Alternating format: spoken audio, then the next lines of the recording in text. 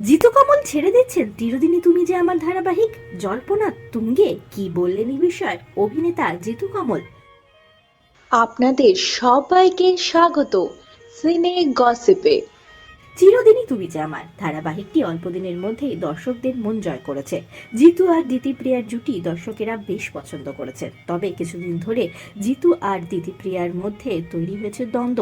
একে অপরের সঙ্গে কথা বলা তো দূর, একে অপরের দিকে তারা নানান অভিযোগও তুলেছেন। তবে এরই মাঝে নতুন প্রোমো এসেছে প্রকাশ্যে, আর সেই প্রোমোতে দেখা যাচ্ছে ধারাবাহিকের নায়কের গাড়ির হয়েছে অ্যাক্সিডেন্ট। তাহলে কি বদলে যাবে এবার জিতুর চরিত্র?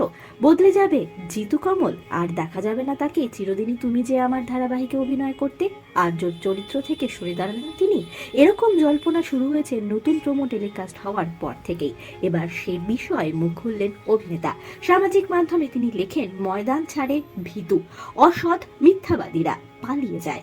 আমি পালানোর মানুষ নই। প্রডিউসার এবং চ্যানেলের প্রতি আমি দায়বদ্ধ, সর্বোপরি দর্শকদের প্রতি দায়বদ্ধ। আমার উপর যে দোষারোপ করা হয়েছে, যদিও তা মারাত্মক, সেটা আমি পার্সোনালি হ্যান্ডেল করছি। তার জন্য আমি এই প্রজেক্ট ছেড়ে দেব, সেরকম মানুষ আমি নই।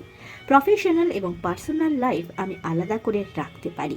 আর্টিস্টের প্রজেক্ট ছাড়ার একমাত্র কারণ ব্রিচ অফ কন্ট্রাক্ট, সেটাও তো এখানে হয়নি। চিরদিনই তুমি যে আমার দেখতে থাকুন প্রতিদিন সন্ধ্যে 6:30 জি বাংলার পর্দায়।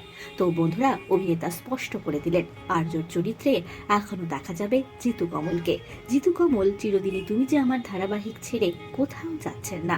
তবে এই ধারাবাহিকের নায়ক নায়িকার বিবাদ আর কতদিন চলবে, এর ভবিষ্যৎ কি হবে, তা তো জানা যাবে আগামী দিনে। বিনোদন জগতের আর অনেক খবর নিয়ে চটজলদি ফিরছি, জুড়ে থাকুন আমাদের সঙ্গে। আমরা হলাম সিনে গসিপ। জুড়ে থাকুন আমাদের সঙ্গে, সাবস্ক্রাইব করুন আমাদের এই ইউটিউব চ্যানেলটি।